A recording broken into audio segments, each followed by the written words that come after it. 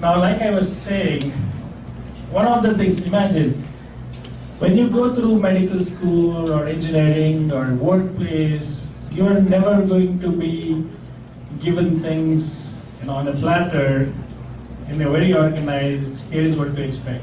Things will be thrown at you at random, even in interviews and anyway.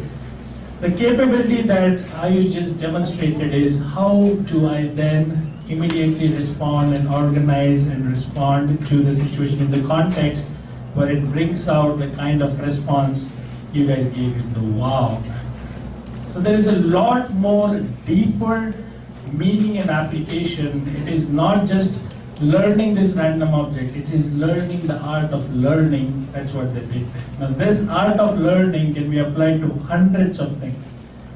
The accelerated learning, optimal learning and experiential learning experiences that children here have had is going to make the quality of learning much, much deeper and clearer. So if you can learn what you would have otherwise spent learning 2 hours, if you learn all of that in 20 minutes, that leaves an hour and 40 minutes for you to contemplate and understand deeper what you have absorbed.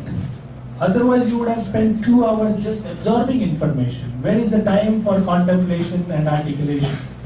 Or contemplation or thinking about it? Now that has accelerated learning, which in turn improves the quality and depth of learning. They've also learned about what distracts them from doing that. They've learned that it is the mind. You want to keep the focus, but you can't because it's the mind. We all know that. We all want to accomplish so much, but we are actually, every day, we fight a losing battle with our mind. So they've also learned here how to be aware of the biggest distraction that takes them away from learning.